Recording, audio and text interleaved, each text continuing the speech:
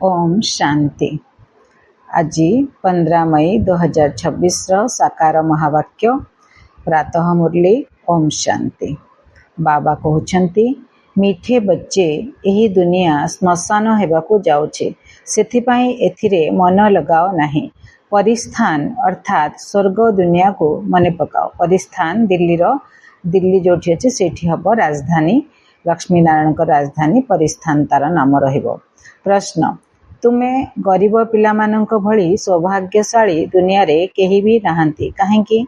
उत्तर, काहेकि ना तुमे गरीब पिला माने ही सीधा सड़ख सेही बाबांकर होइछ, जहांक द्वारा सद्गतिर संपत्ति मिलुछि। गरीब पिला माने ही एठारे पाठ पढ़ंती। साहुकार माने जदिओ अल्प बहुत पढ़िबे, किंतु सेमानंकु बाबांकर स्मृति बड़ मुस्किल रे रहिबो, कारण सेमाने बिजी थांती। बहुत गुड़े काम धंदा तांकर रही थाए। गरीब मानकर विशेष किछि न थाए, तेणु से बहुत प्यार से आ कष्ट मध्य सही थांते। तेणु बहुत कष्ट रे से बाबा को मने पकांती। तुमर तो अंतिम समय रे बाबा को बिना अन्य किछि भी मने पड़िबो नाही, सेथिपाई तुमे माने सबुठारु सौभाग्यशाली अट। गीत बजाया बाबा ने, दिल का सहारा टूट ना जाए। ओम शांति। पिलामानंक प्रति बाबा बुझाउछंती एवं पिलामाने मध्य बुझुछंती जे वास्तव रे एही संसार एबे श्मशान हेबाकू जाउछि। कब्रस्तान, श्मशान माने कब्रस्तान। पूर्वरु एही संसार स्वर्ग थिला, एबे पुराना होई गलानी, सेथिपाई एहाकू कब्रस्तान अर्थात श्मशान कहा जाउछि। समस्तंकु श्मशान को जिबाकू पड़िबो। पुराना जिंस सबु श्मशान घाट को जाई थाए, अर्थात माटी रे मिसी जाई थाए। एकथा मध्य केवल तुमे संतान माने ही जानिछ, दुनियार सबु मनुष्य माने जानी नाहंते। विदेशी माने किछि किछि जानी पारुछंती जे एबे सबु किछि माटी रे मिसी जिबार समय आसीगलानी। तुमे संतान माने मध्य जानिछ जे स्वर्ग स्थापनाकारी आमर बाबा पुनर्बार आसीछंती। पिला माने एकथा मध्य बुझुछंती जे एही श्मशान घाटरे मन लगाइले निजर बहुत क्षति हेजिबो। एबे तुमे अविनाशी पितांक ठारू असरंती सुखर संपत्ति नेउछ, ताहा पुणी कल्प पूर्व भली नेउछ। एही कथा तुम पिलामानंक बुद्धि रे निरंतर रहिबा उचित। तेबे एहा ही मनमना भव अटे। बाबांक स्मृति रे रहिबा द्वारा ही आमे परिस्थानी अर्थात स्वर्गवासी होई जिबा। परिस्थान रे लोकमान रहिथिबा लोकमानकु देवी देवता मानकु परिस्थानी कहाजिबो, अर्थात स्वर्गवासी कहाजिबो। भारत परिस्थान बा स्वर्ग थिला, अन्य कोनोसी राष्ट्र परिस्थान हेउ नाही। एहा हेउची माया रावणर आडंबर। एहा आउ अल्प समय चालिबो। एहा हेउची मिछ आडंबर, मिछ माया, मिछ काया अटे ना। एही अंतिम समय आकर्षण अटे। मनुष्य माने मध्य एसबु देखि भाबुछंती जे एबे तो एहा तो स्वर्ग अटे। बहुत आडंबर देखिकी भाबुछंती एहा तो स्वर्ग अटे। पूर्वरु नरक थिला, सुख सुविधा नथिला। एबे दुनिया रे तो बहुत साइंस बहुत डेभलप करछि, उन्नति करछि, बहुत सुख सुविधा देछि। बाबा कहउछंती बड़ बड़ घर आदि तैयारी करि चलिछंती। ए सब 100 वर्षर आडंबर। गत 100 वर्ष हेलानी ए सब जिंस बाहरिछि। टेलीफोन, बिजुली, उड़ाजहाज आदि सब 100 वर्ष भितरे तैयारी करछंती। गत 100 वर्ष हेलानी बहुत सुख सुविधा साइंस द्वारा हमको उपलब्ध हेछि बोली बाबा कहउछंती। केते आडंबर रहिछि, सेथिपाई भाबुछंती जे एहा ही स्वर्ग अटे। पुराना दिल्ली कौन थिला, एबे नुआ दिल्ली केते सुंदर भावरे तैयारी हेछि, ताहार नाम ही रखा जायछि न्यू दिल्ली। बापूजी चाहुथिले नुआ दुनिया रामराज्य परिस्थान हेउ। एहा तो सबु अस्थायी आडंबर अटे। केते बड़ बड़ घर, फाउंटेन आदि तैयारी करछंती। एहाकू अल्प काल पई कृत्रिम स्वर्ग बोली कहा जाउछि। तुमे जानिछ जे एहार नाम स्वर्ग नुहे, एहार नाम नरक अटे।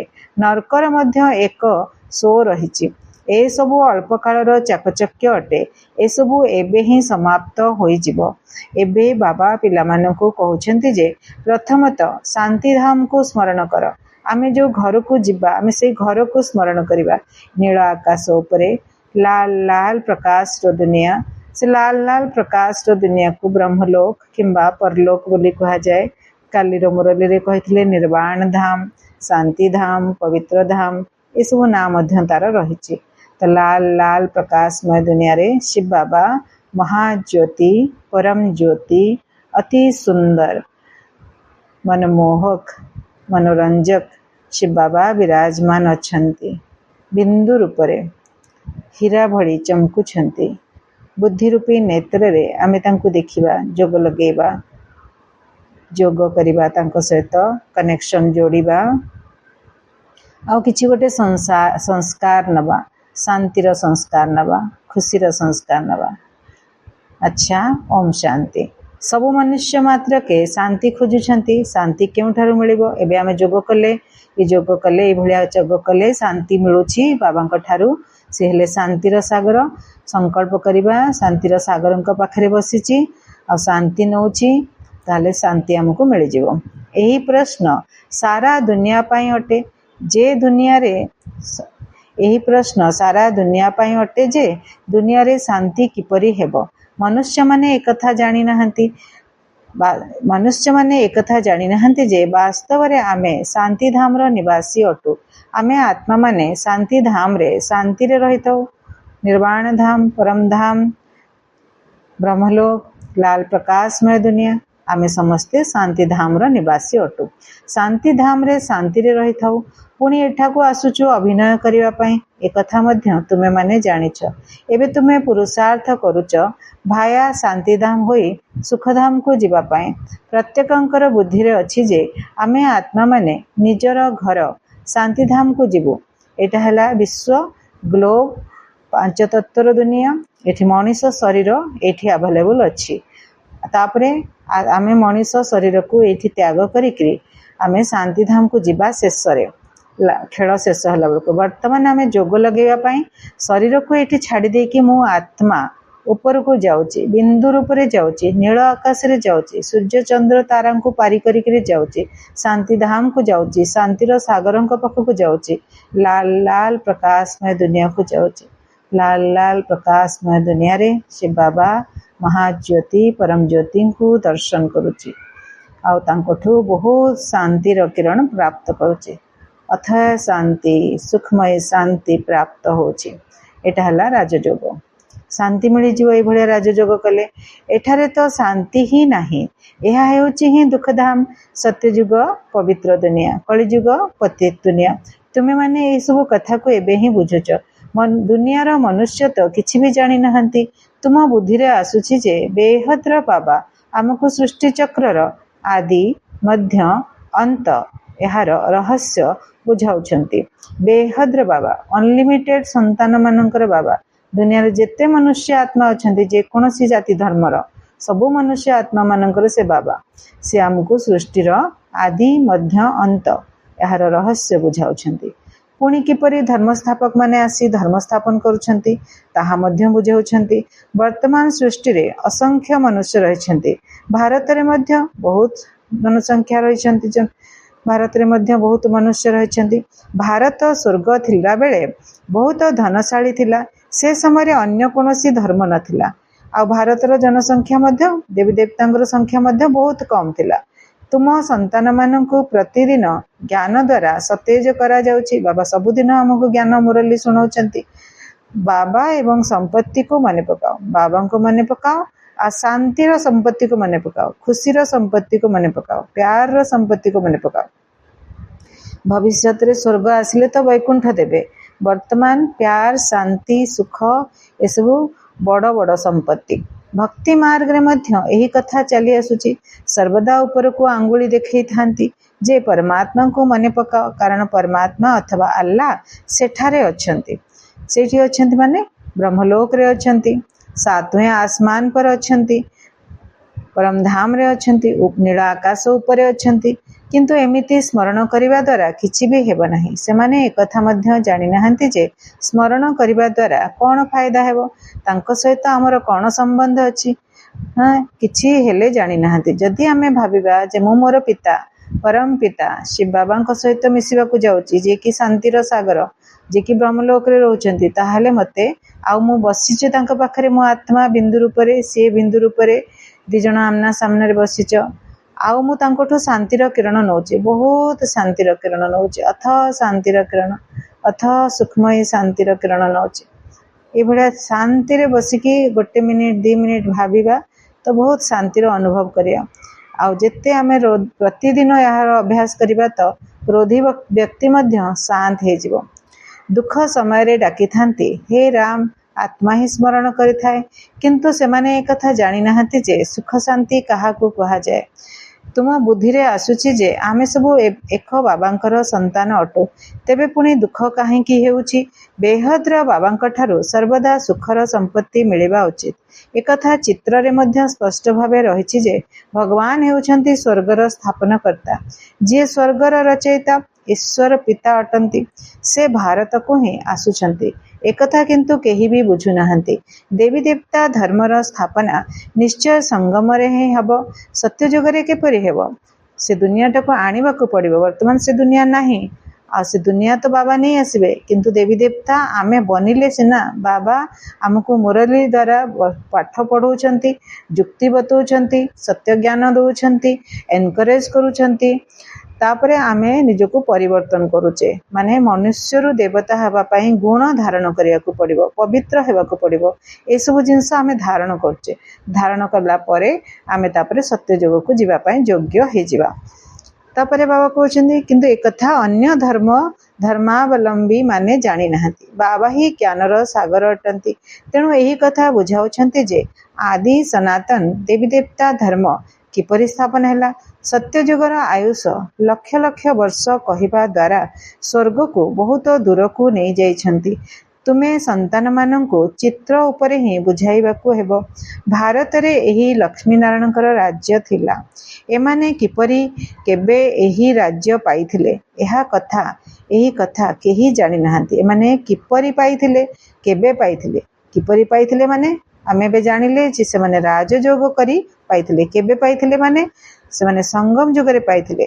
ସ୍ୱର୍ଗ ଆସିବା ପୂର୍ବରୁ, କଳିଯୁଗ ଶେଷରେ ଆଉ ସ୍ୱର୍ଗ ମଝିରେ, କଳିଯୁଗର ଆଉ ସ୍ୱର୍ଗର ମଝିରେ ସଙ୍ଗମ ଯୁଗ ହେଲା। ଶିବ ବାବା ଆସିଲେ, 100 ବର୍ଷ ପାଇଁ ଆସିଲେ। ଧୀରେ ଧୀରେ କେତେ ପିଲାମାନେ ଯୋଡ଼ିଲେ। ସେଥିରୁ ଯିଏ ଟପର, ଯିଏ ଏ ୟୁନିଭର୍ସିଟିର ପ୍ରଜାପିତା ବ୍ରହ୍ମାକୁମାରୀ ଈଶ୍ୱର ବିଶ୍ୱବିଦ୍ୟାଳୟର ଟପର ଯିଏ, ସେ ବନିଲେ ନାରାୟଣ, ଆଉ ନେକ୍ସଟ ବନିଲେ ଲକ୍ଷ୍ମୀ ନାରାୟଣ। ତ ଏମାନେ କିପରି ବନିଲେ? ରାଜଯୋଗ ଅଭ୍ୟାସ କରିକି ବନିଲେ। କେବେ ପାଇଲେ? ସଙ୍ଗମ ଯୁଗରେ ପାଇଲେ। କିଏ ଶିଖେଇଲା? ଶିବ ବାବା ଶିଖେଇଲା। କିଏ ଦେଲା? ଶିବ ବାବା ଦେଲା। ଏହି ରାଜ୍ୟ ସେମାନେ ପାଇଥିଲେ। ଏକଥା ଦୁନିଆବାଲା ଜାଣିନାହାନ୍ତି। କେବଳ କହିଦେଉଛନ୍ତି ଯେ ଏମାନେ ସତ୍ୟଯୁଗରେ ଥିଲେ, ବିଶ୍ୱର ମାଲିକ ଥିଲେ। ଲକ୍ଷ୍ମୀ ନାରାୟଣଙ୍କ ଆଗରେ ଯାଇ ଭିକ ମାଗିବା ଦ୍ୱାରା ଅଳ୍ପ କାଳ ପାଇଁ କିଛି ନା କିଛି ମିଳିଯାଇଥାଏ। କିଏ ଦିଅନ୍ତି? ଲକ୍ଷ୍ମୀନାରାୟଣ ତ ମୂର୍ତ୍ତିରେ ବସିଛନ୍ତି। କିଏ ଦିଅନ୍ତି? ଶିବ ବାବା ତାଙ୍କର ମନସ୍କାମନା ପୂରଣ କରନ୍ତି। ଯାହା ମାଗୁଛନ୍ତି କିଛି ନା କିଛି ଦେଇଥାନ୍ତି। କେହି ଯଦି ଦାନ ପୁଣ୍ୟ କରିଥାନ୍ତି ତାଙ୍କୁ ମଧ୍ୟ ଅଳ୍ପ କାଳ ପାଇଁ ଫଳ ମିଳିଯାଇଥାଏ। ଗରିବ ପଞ୍ଚାୟତର ମୁଖିଆ ମଧ୍ୟ ସେତିକି ଖୁସିରେ ରହିଥାଏ ଯେତିକି ସାହୁକାର ମାନଙ୍କର ମୁଖିଆ ରହିଥାନ୍ତି। ଗରିବମାନେ ମଧ୍ୟ ନିଜକୁ ସୁଖୀ ବୋଲି ଭାବିଥାନ୍ତି। ବମ୍ବେରେ ଦେଖ, ଗରିବ ଲୋକେ କିଭଳି ସ୍ଥାନମାନଙ୍କରେ ରହୁଛନ୍ତି। ତୁମେମାନେ ଏବେ ବୁଝୁଛ ଯେ ଯଦିଓ ଦୁନିଆରେ କୋଟିପତି ବହୁତ ଅଛନ୍ତି, କିନ୍ତୁ ସେମାନେ କେତେ ଦୁଃଖୀ ଅଟନ୍ତି। ତୁମେ କହୁଛ ଆମ ପରି ସୌଭାଗ୍ୟଶାଳୀ ଆଉ କେହି ନାହାନ୍ତି। ଆମେ ସିଧାସଳଖ ବାବାଙ୍କର ସନ୍ତାନ ହେଉଛୁ, ଡାଇରେକ୍ଟ ବନିଛୁ ଭଗବାନଙ୍କର ସନ୍ତାନ, ଯାହାଙ୍କ ଠାରୁ ସଦ୍ଗତିର ସମ୍ପତ୍ତି ମିଳୁଛି। ଧନୀ ବ୍ୟକ୍ତିମାନେ କେବେ ହେଲେ ଉଚ୍ଚ ପଦ ପାଇପାରିବେ ନାହିଁ। ଯେଉଁମାନେ ଗରିବ ଅଛନ୍ତି ସେମାନେ ସାହୁକାର ହେଇଯାଉଛନ୍ତି। ତୁମେ ହିଁ ଏହି ପାଠ ପଢୁଛ, ସେମାନେ ତ ଏ ଜ୍ଞାନରେ ଅପାଠୁଆ ଅଛନ୍ତି। ଯଦି ବା ଅଳ୍ପ କିଛି ପଢ଼ିବେ, ତଥାପି ବି ବାବାଙ୍କ ସ୍ମୃତିରେ ରହିପାରିବେ ନାହିଁ। ଅନ୍ତିମ ସମୟରେ ବାବାଙ୍କ ବିନା ତୁମକୁ ଆଉ କାହାର ସ୍ମୃତି ରହିବା ଉଚିତ ନୁହଁ। ଜାଣିଛ ଯେ ଏ ସଂସାର ଶ୍ମଶାନ ଘାଟ ହୋଇଯିବ। ବୁଦ୍ଧିରେ ରହିବା ଉଚିତ ଯେ ଆମେ ଏହି ଯେଉଁ ବ୍ୟବସାୟ ଇତ୍ୟାଦି କରୁଛୁ ତାହା ଅଳ୍ପ ସମୟ ପାଇଁ ଅଟେ। ଧନବାନ ଲୋକମାନେ ଧର୍ମଶାଳା ଆଦି ତିଆରି କରିଥାନ୍ତି। ସେମାନେ କୌଣସି ବ୍ୟବସାୟ କରିବା ଉଦ୍ଦେଶ୍ୟରେ ତିଆରି କରିନଥାନ୍ତି। ଧନବାନ ଲୋକମାନେ ଧର୍ମଶାଳା ଆଦି ତିଆରି କରିଥାନ୍ତି। ସେମାନେ କୌଣସି ବ୍ୟବସାୟ କରିବା ଉଦ୍ଦେଶ୍ୟରେ ତିଆରି କରିନଥାନ୍ତି। ସେମାନେ ତିଆରି କରିଥାନ୍ତି ତାକି ବହୁତ ଲୋକ ପଥିକ ଦୂରରୁ ଯେଉଁମାନେ ଆସୁଥିବେ, ପଥକ୍ରାନ୍ତ ହେଇଥିବେ, ସେମାନଙ୍କୁ ଟିକେ ରେଷ୍ଟ ମିଳିବ, ଟିକେ ସ୍ନାନ ଇତ୍ୟାଦିର ବ୍ୟବସ୍ଥା ହେଇଥିବ, ଖାଇବା ପିଇବାର ବ୍ୟବସ୍ଥା ହେଇଥିବ, ଶୋଇବାର ବ୍ୟବସ୍ଥା ହେଇଥିବ। ତ ଯିଏ ବନେଇଥାନ୍ତି ତାଙ୍କୁ गोटे जन्म पाई पुण्य मिले तांकु सुखरे रहिबाकू, कारण सुख देइथांती तेणु ता पर जन्म रे से सुख प्राप्त करती कहीं ना सुख देइछंती। जदि तीर्थस्थान मानकरे धर्मशाला मान न रहिबो तेबे लोक माने रहिबे केउठी? सेथिपाई साहुकार लोके धर्मशाला आदि तैयारी कराई थांती।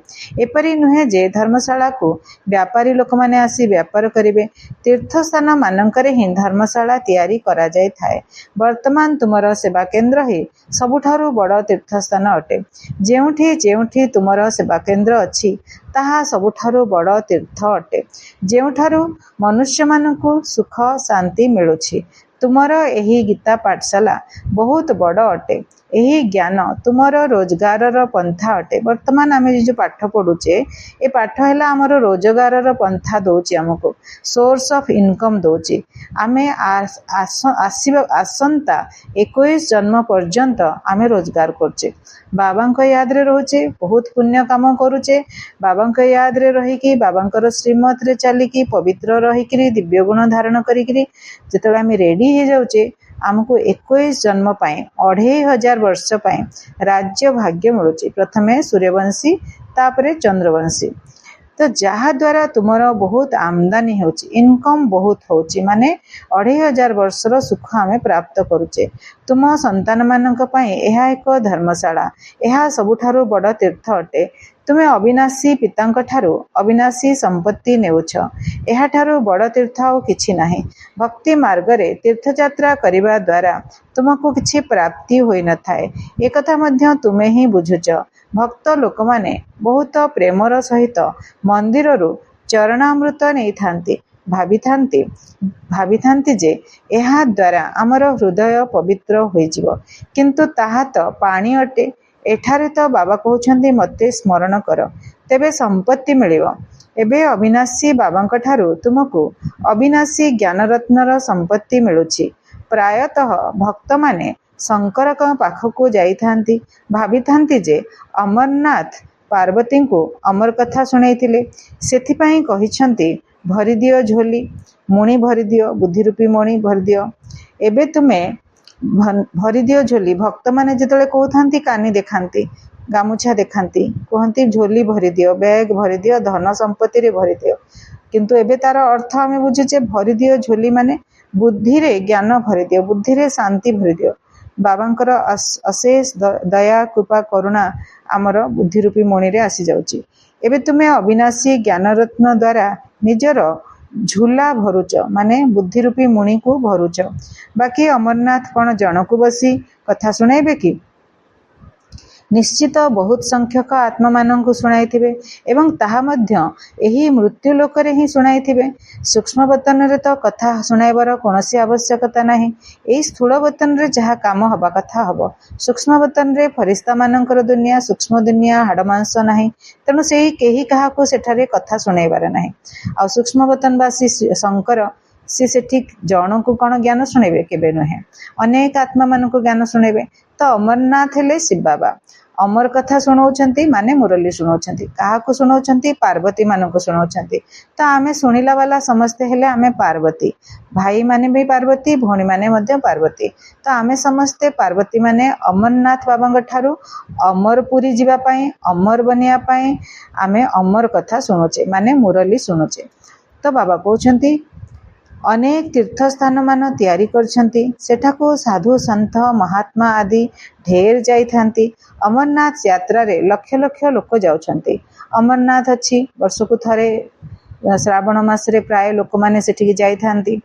ठंडा कम थाए, बरफर शिवलिंग बनी थाए, तो सेठारे से माने जाइथांती बहुत भक्ति भाव रे। कुंभ मेलार गंगा स्नान करिबा पई सबुठारु अधिक लोक जाइथांती। भाबंती जे एहा द्वारा आमे पवित्र होई जिवो। गंगा स्नान कले भाबंती जे हमर पाप धोई जिवो, आमे पवित्र होई जिवो। वास्तव रे एहा ही कुंभ मेला अटे, पानीर कुंभ मेला। पानीर कुंभ मेला तो जन्म जन्मांतर करी आसीच। आमे भक्ति कला बेले आमे मध्य जाइछे केतळे कोठी पोखरी रे स्नान करछे नदी रे स्नान करछे समुद्र रे स्नान करछे नहले गंगा नदी रे स्नान करिया को जाइछन्ति किंतु बाबा कहउछन्ति एहा द्वारा केही निजर घर को फेरी परिबे नाही काहेकि ना आत्मा पवित्र हेले ही घर को जाई परिबो बाबा कहउछन्ति काहेकि ना आत्मा पवित्र हेले ही घर को जाई परिबो पवित्र हेबा को पड़िबो स्नान कले कोन पवित्र हे जिवो तो बाबा कहउछन्ति पवित्र केमति हबो बाबा श्रीमत अनुसार पवित्र बनया को पड़ो किंतु अपवित्र होइथिबा कारणरू समस्तंकर उड़ीबार डेणा कटि जाइछि जेहेतु आत्मा अपवित्र अछि भारी अछि निज अपवित्र कर्म जोगु पतित कर्म जोगु से भारी हे जाइछि तेणु तार डेणा कटि जाइछि से उड़ी परिबनी जेतेबेले निजर भूल को रियलाइज करिवो बाबा को याद करिवो केते दिन बसी बसी बाबा को याद करिवो ताहाले जे कि से हल्का हबो निजर भूल को रियलाइज करिवो क्षमा मागिवो क्षमा करिदबो क्षमा मागिदबो तापरे हल्का हैला परे तापरे से उड़ीबो उड़ीकी बाबांक सहित परमधाम रे बसिबो 1 मिनिट बसिबो 2 मिनिट 5 मिनिट बसिबो बिंदु हेकरी बिंदु आत्मा बनिकरी बिंदु शिव बाबांक सहित लाल प्रकाश रो दुनिया रे लाल दुनिया रे परमधाम रे प्रकाशमय दुनिया रे पवित्र स्थान रे बाबांक सहित 2 बिंदु बसिबे पाप कर्म भस्म हो जिवो करिथिबा पाप कर्म ए बाबांक याद रे भस्म हो जिवो आउ किछि उपाय नै नदी रे स्नान तो बहुत लोक करूछंती आज पर्यंत कहार पाप भस्म हेलानी कि पचारंतु निजको एबे आत्मा को डेणा मिलछि मुरली सुनिले एबे आत्मा को डेणा मिलछि गोटे रास्ता मिल गला पथ प्रदर्शक शिव बाबा गाइड हमको रास्ता दे देले जोगरे रहिबा द्वारा आत्मा सबुठारु तीव्र बेगरे उड़ी परिबो जेतेबेले आमे परमधाम रे बसिबा सेतेबेले आमे बहुत तीव्र बेगरे उड़ी परिबा जदि कहार हिसाब किताब लंडन रे किंबा अमेरिका रे थिबो तेबे तुरंत आत्मा उड़ी जाय थाए माने एठारे के शरीर छाड़िला किंतु तार हिसाब किताब अछि लंडन अमेरिका रे तो एठी जन्म हेले कि एठी शरीर छाड़िले मध्य से आत्मा उड़ी जिवो सेकेंड रे उड़ी जिवो जाइकी मातृगर्भ रे सेठी प्रवेश करिवो कारण सेही आत्मा सेठिका रहउथिबा आत्मा मानक सहित हिसाब किताब ताकु चुक्त करिया पय से सेही स्थान रे जन्म हेले जाइकी से आत्मा मानक सहित से हिसाब किताब चुक्त करिवो तो बाबा कहउछंती जदि कहार हिसाब किताब लंडन रे किंबा अमेरिका रे थिबो तेबे तुरंत आत्मा उड़ी जाय थाए सेठारे 1 सेकेंड रे पहुंची जाय थाए किंतु कर्मातीत हेबा परे ही मुक्ति धाम को जाय परिवो कर्मातीत माने कोन कर्मर फल भल किंबा मंद काली मध्य थिला कर्मातीत शब्द कर्मर फल हैला भल किंबा मंद जेतेबेले आमे कर्मातीत पहुंचीबा सेतले कर्मर फल भल किंबा मंद हमकु प्रभावित करू नथिबो एटा हला कर्मातीत तो बाबा कहउछंती आत्मा कर्मातीत हेबा परे मुक्तिधाम को जाय परिबो से पर्यंत एठारे ही जन्म मरण चक्र रे आसुथिबो ड्रामा जेपरी घंटा कंटा भली टिक टिक होई चली थाए आत्मा मध्य सेही परी अटे टिक टिक हैला एवं सेकेंड रे आत्मा चली गला आत्मा ठारो तीव्र गति आउ किछि नाही सबु आत्मा माने मूलवतन को जिवे माने मूल घर को जिवे आत्मा मानकर दुनिया को जिवे सबु आत्मा माने फेरिबे घर आसीछंती एई संसार को कर्म क्षेत्र रे कर्म करिया पे आसीछंती शरीर धारण करिकी कर्म करछंती किछि जदि पाप कर्म हे जाइछि प्राय समस्तंकर हे जाइछि तो से कर्म फल को भोगियो को पड़िबो भोगिले से हिसाब किताब चुक्त हबो आत्मा हल्का हेले उड़ीकिरी पुनी मूलवतन को मूल घर को परमधाम को जीव आत्मा को केउठारे भी पहुँचवा को डेरी लगी न थाए मनुष्य माने एही कथा को बुझी पारु नाहांते तुम मानक बुद्धि रे आसुची जे नुआ दुनिया रे बहुत कम आत्मा रहिबे देवी देवता आत्मा संख्या कम रहिबे एवं समस्ते सेठारे बहुत सुखी हेबे सही आत्मा माने एबे 84 जन्म भोग करी बहुत दुखी हे जाइछंती तुमको संपूर्ण चक्र विषय जना अछि तुमरा बुद्धि रे एही ज्ञानर मंथन चलिछि अन्य कोनोसी मनुष्यंकर बुद्धि रे ए ज्ञान नाही प्रजापिता ब्रह्मांकर मध्य गायन रहिछि कल्प पूर्वरु मध्य तुमे एही परि ही ब्रह्मा कुमारी हेइथिलो तुमको जना अछि जे आमे प्रजापिता ब्रह्मांकर संतान अटु आम द्वारा बाबा स्वर्गर स्थापना कराउछंती जेतेबेले पुरुषार्थर क्रम अनुसार योग्य होई जिवो सेतेबेले पुणी पुराना दुनियार विनाश होई जिवो त्रिमूर्तिर गायन एहिठारे ही करा जाउछि त्रिमूर्ति माने कौन? त्रिमूर्तिर चित्र अच्छी आम पाखे। ब्रह्मा बसिଛନ୍ତି, आरपटे शंकर बसिଛନ୍ତି, मझिरे विष्णुंकर चतुर्धा मूर्ति अच्छी। सेटा आउ उपरे चित्रर उपरे शिव बाबांकर पिक्चर अच्छी। ब्रह्मा द्वारा स्थापना, शंकर द्वारा विनाश। ब्रह्मा द्वारा नुआ दुनिया स्थापना, शंकर द्वारा पुराना संसार विनाश, और विष्णु द्वारा जो नुआ दुनिया स्थापना है तार पालना।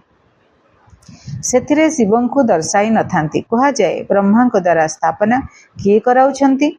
शिव बाबा कराउछंती। विष्णु द्वारा पालना कराउछंती किए कराउछंती? शिव बाबा कराउछंती। शंकर द्वारा विनाश कराउछंती किए कराउछंती? शिव बाबा कराउछंती। तुमे ब्राह्मण एबे देवता हेबा पाई योग्य हेउछ। वर्तमान तुमे सही अभिनय करुछ, पुणी गोटे कल्प परे एही अभिनय करिवो। तुमे पवित्र हेउछ कहूच मध्य। बाबांक निर्देश हैला कामरूपी शत्रु को विजय जीत मते मने पकाओ। कामरूपी शत्रु को जीत मते मने पकाओ। यह बहुत सहज मार्ग अटे। भक्ति मार्ग रे मध्य तुमे माने बहुत दुख देखिच। भक्ति मार्ग रे जदिओ अल्प सुख रहिछि, ताहा मध्य अल्प काल पाई भक्ति रे साक्षात्कार भी होई थाए। ताहा द्वारा अल्प काल पाई तुमर आशा पूर्ण होई थाए।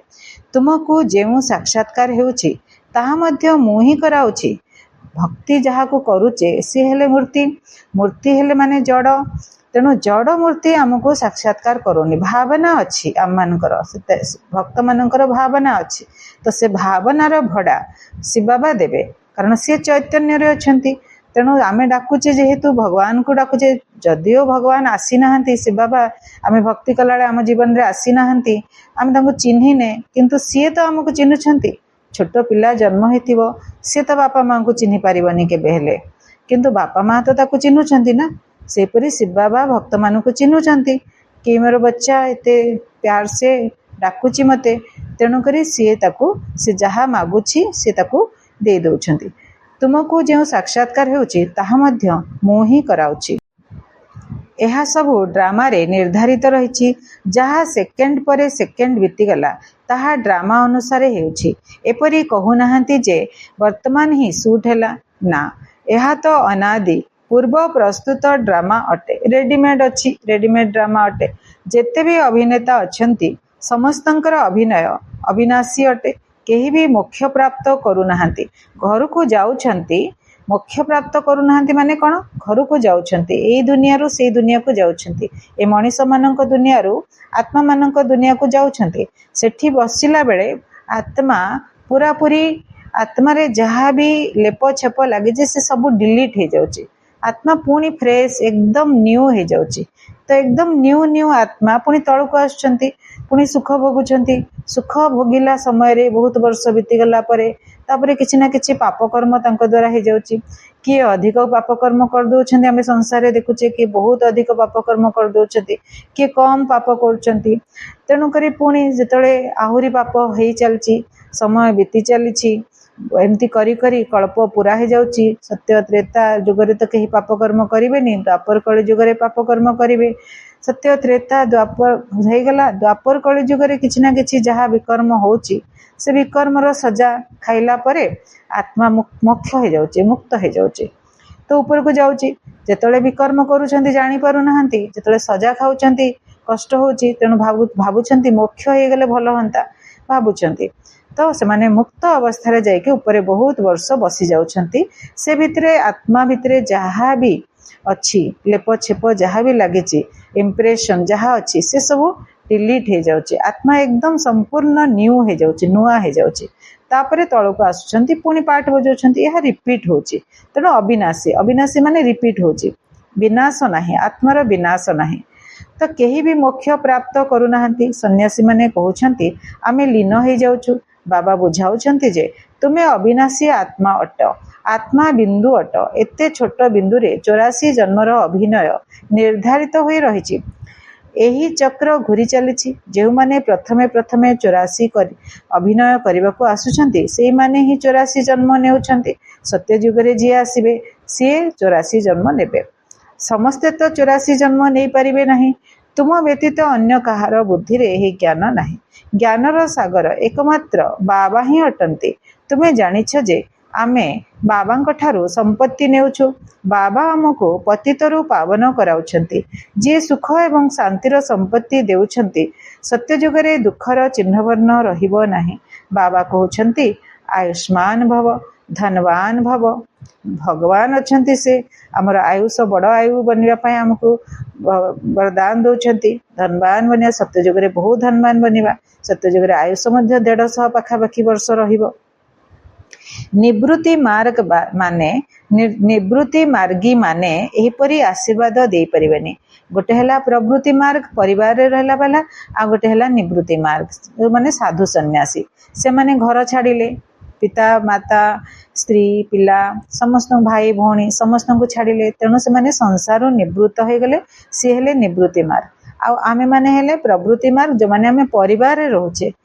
ଏପରି ଆଶୀର୍ବାଦ ନିବୃତ୍ତି ମାର୍ଗ ବାଲା ଆୟୁଷ୍ମାନ ଭବ, ଧନବାନ ଭବ ଦେଇପାରିବେନି। ଭଗବାନ ହିଁ ଆମକୁ ଦଉଛନ୍ତି ଆଶୀର୍ବାଦ, ବରଦାନ ଦଉଛନ୍ତି, ଆୟୁଷ୍ମାନ ଭବ, ଧନବାନ ଭବ।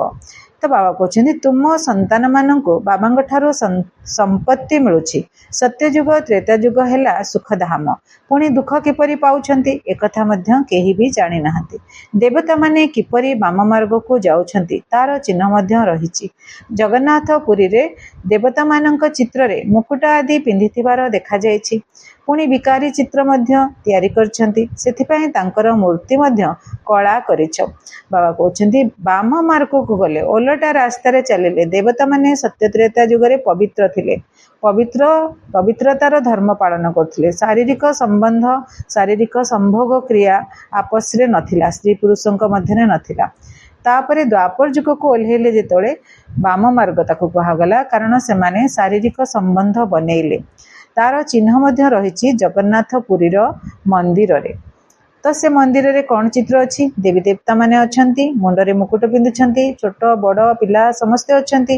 କୋଣାର୍କ ମନ୍ଦିରରେ ମଧ୍ୟ ଅଛି, ସମସ୍ତେ ଅଛନ୍ତି, କିନ୍ତୁ ଆପସରେ ଶାରୀରିକ ସମ୍ବନ୍ଧ ଦେଖେଇଛନ୍ତି। ତ ଜଗନ୍ନାଥ ପୁରୀରେ ଦେବତାମାନଙ୍କ ଚିତ୍ରରେ ମୁକୁଟ ଆଦି ପିନ୍ଧିଥିବାର ଦେଖାଯାଇଛି। ମୁକୁଟ ପିନ୍ଧିଛନ୍ତି ମାନେ ଦେବୀ ଦେବତା। ପୁଣି ବିକାରୀ ଚିତ୍ର ମଧ୍ୟ ତିଆରି କରିଛନ୍ତି, ମାନେ ବିକାରରେ ଯିବାର ଚିତ୍ର ସେଥିରେ ଲାଗିଛି। ସେଥିପାଇଁ ତାଙ୍କର ମୂର୍ତ୍ତି ମଧ୍ୟ କଳା ହେଇଛି। ଆତ୍ମା କଳା ହେଇଗଲା। କାମାଗ୍ନିରେ ଜଳିଲାରୁ, କ୍ରୋଧାଗ୍ନିରେ ଜଳିଲାରୁ, କାମ କ୍ରୋଧ ଲୋଭ ମୋହ ଅହଙ୍କାର ঈର୍ଷା ଘୃଣା ଏସବୁ ଏ ଅଗ୍ନିର ଜଳିଲାରୁ ଆତ୍ମା କଳା ହେଇଯାଇଛି। ଆୟୁଷ ମଧ୍ୟ କମି ଯାଉଛି। ସତ୍ୟ ତ୍ରେତା ଯୁଗରେ 150, ସତ୍ୟ ଯୁଗରେ 150 ବର୍ଷ ଆୟୁଷ ରହିବ। ତ୍ରେତା ଯୁଗରେ 120 ବର୍ଷ ଆୟୁଷ ରହିବ ବୋଲି ବାବା ଆମକୁ ବୁଝାଉଛନ୍ତି। କିନ୍ତୁ ଦ୍ୱାପର କଳି ଯୁଗରେ ଅକାଳରେ ମୃତ୍ୟୁ ଆରମ୍ଭ ହେଉଛି। କୋଉ ବି ବୟସରେ ଶରୀର ଛାଡ଼ିବ ଆତ୍ମା। ଯାହାଦ୍ୱାରା ପ୍ରମାଣିତ ହେଉଛି ଯେ ଦେବତାମାନେ ବାମ ମାର୍ଗରେ ଯାଉଥିବାରୁ ଅନ୍ତିମ ସମୟରେ ବିଲକୁଲ କଳା ହୋଇଯାଇଛନ୍ତି। ଆତ୍ମା କାଳି ହେଇଯାଇଛି, ଶରୀର କଥା ପଡ଼ିନି। ଏବେ ତୁମେ ଜାଣୁଛ ଭାରତ କେତେ ସୁନ୍ଦର ଥିଲା। ପୁଣି ଡ୍ରାମାର ପ୍ଲାନ୍ ଅନୁସାରେ ତମ ପ୍ରଧାନ ହେବାକୁ ହିଁ ପଡ଼ିବ। ଏବେ ସଙ୍ଗମରେ ତୁମକୁ ଏହି ଜ୍ଞାନ ମିଳୁଛି। ବାବା ହେଉଛନ୍ତି ଜ୍ଞାନର ସାଗର। ଜଣେ ହିଁ ତୁମର ବାପା, ସେ ଜଣେ ହିଁ ବାବା ହିଁ ତୁମର ବାପା, ଟିଚର ଏବଂ ସଦ୍ଗୁରୁ। ତିନୋଟି ଯାକ ସମ୍ବନ୍ଧ ସେ ଆମ ସହିତ, ଗୋଟିଏ ଶିବ ବାବା ହିଁ ଆମ ସହିତ ତିନିଟା ସମ୍ବନ୍ଧରେ ଆସୁଛନ୍ତି। ଏକଥା ସର୍ବଦା ବୁଦ୍ଧିରେ ରହୁ ଯେ ଶିବ ବାବା ଆମକୁ ପାଠ ପଢ଼ାଉଛନ୍ତି। ଏହା ବେହଦର ପାଠପଢ଼ା। ଏ ପାଠ କେବଳ ଅଳ୍ପ ପାଠ ନୁହେଁ, କେବଳ ଇଞ୍ଜିନିୟରିଂ ନୁହେଁ କି ମେଡ଼ିକାଲ ନୁହଁ କି ବାରିଷ୍ଟରୀ ନୁହଁ। ଇଏ ବେହଦର ପାଠପଢ଼ା, ପୁରା ସଂସାରର ସବୁଠୁ ବଡ଼ ପାଠ। ଏହାଦ୍ୱାରା ତୁମେ ଜ୍ଞାନବାନ ହୋଇଯାଉଛ। ତୁମେ ସବୁ କିଛି ଜାଣିଛ। ଦୁନିଆରେ ଈଶ୍ୱରଙ୍କୁ ସର୍ବବ୍ୟାପୀ ବୋଲି କହୁଛନ୍ତି, କିନ୍ତୁ ତୁମେ କହୁଛ ଯେ ପତିତ ପାବନ ଅଟନ୍ତି। ସେ ସର୍ବବ୍ୟାପୀ ନାହାନ୍ତି, ସେ ପତିତ ମାନଙ୍କୁ ପାବନ କରିବାକୁ ଆସୁଛନ୍ତି କଳିଯୁଗର ଶେଷରେ। ରାତି ଦିନର ଫରକ ରହିଛି। ଏବେ ତୁମେ ପୁରୁଷାର୍ଥର କ୍ରମ ଅନୁସାରେ ଜ୍ଞାନବାନ ହେଉଛ। ବାବାଙ୍କ ପାଖରେ ଯାହା କିଛି ଅଛି ସେ ତୁମକୁ ଶିଖାଉଛନ୍ତି। ତୁମେ ମଧ୍ୟ ସମସ୍ତଙ୍କୁ ଏହି କଥା କୁହ ଯେ ବାବାଙ୍କୁ ସ୍ମରଣ କର, ତେବେ 21 ଜନ୍ମ ପାଇଁ ସମ୍ପତ୍ତି ମିଳିବ। ଆମେ ଯଦି ବାବାଙ୍କ ୟାଦରେ ରହିବା, ଲାଲ ପ୍ରକାଶମୟ ଦୁନିଆରେ ବିନ୍ଦୁ ବନିକିରି ବିନ୍ଦୁ ରୂପରେ ବାବାଙ୍କୁ ପ୍ୟାର ସେ ୟାଦ କରିବା, ତ 21 ଜନ୍ମର ସମ୍ପତ୍ତି ଆମକୁ ମିଳିବ। ଆଚ୍ଛା, ମିଠା ମିଠା ଶିଖିଲ ଦେ ସନ୍ତାନମାନଙ୍କ ପ୍ରତି ମାତା ପିତା ବାପଦାଦାଙ୍କର ମଧୁର ସ୍ନେହ ସମ୍ପନ୍ନ ଶୁଭେଚ୍ଛା ଏବଂ ସୁପ୍ରଭାତ। ଆତ୍ମିକ ପିତାଙ୍କର ଆତ୍ମିକ ସନ୍ତାନମାନଙ୍କୁ ନମସ୍ତେ। ଆମେ ଆତ୍ମିକ ସନ୍ତାନମାନଙ୍କର ଆତ୍ମିକ ପିତାଙ୍କ ପ୍ରତି ବହୁତ ବହୁତ ୟାଦ ପ୍ୟାର ଏବଂ ନମସ୍ତେ। ଧାରଣା ପାଇଁ ମୁଖ୍ୟ ସାରାଂଶ।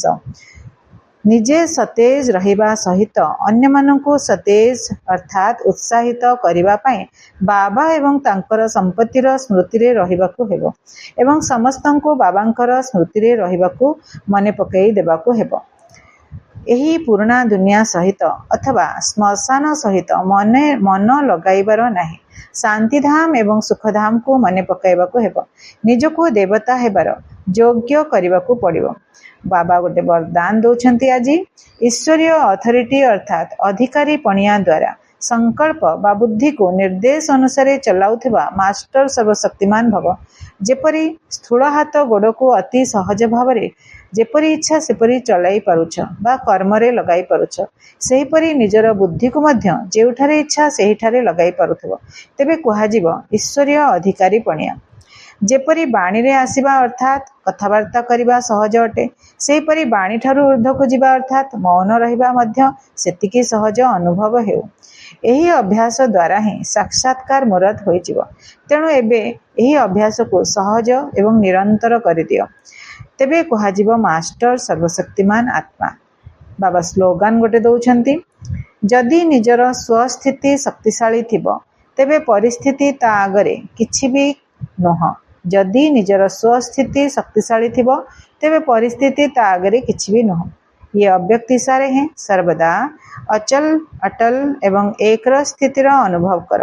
ତୁମମାନଙ୍କର ଏକରସ ଅଚଳ ସ୍ଥିତିର ସ୍ମାରକୀ ହିଁ ଏହି ଅଚଳ ଘର ଅଟେ। ଗୋଟେ ମନ୍ଦିର ଅଛି, ଅଚଳ ଘର, ଶିବ ମନ୍ଦିର। ଯେପରି ବାପଦାଦା ଏକରସ ଅବସ୍ଥାରେ ରହୁଛନ୍ତି, ସେହିପରି ପିଲାମାନଙ୍କୁ ମଧ୍ୟ ଏକରସ ସ୍ଥିତିରେ ରହିବାକୁ ହେବ। ଯେତେବେଳେ ଏକ ଅର୍ଥାତ୍ ଜଣଙ୍କର ରସରେ ଅର୍ଥାତ୍ ଚିନ୍ତନରେ ମଗ୍ନ ରହିବ, ସେତେବେଳେ ହିଁ ଏକରସ ଅବସ୍ଥାରେ ସ୍ଥିର ହୋଇ ରହିପାରିବ। କାହିଁକି ଶବ୍ଦର ପ୍ରଶ୍ନ ଚିହ୍ନ ସବୁଠାରୁ ଟେଢ଼ା ଅଟେ। ଯେତେବେଳେ ଏହି କାହିଁକି ଶବ୍ଦ ତୁମ ଭିତରୁ ବାହାରିଯିବ, ସେତେବେଳେ ଯାଇ ଡ୍ରାମାର ନିର୍ଦ୍ଧାର୍ଯ୍ୟ ଉପରେ ଏକରସ ଅର୍ଥାତ୍ ସ୍ଥିର ଅବସ୍ଥାରେ ରହିପାରିବ। ଓମ୍ ଶାନ୍ତି।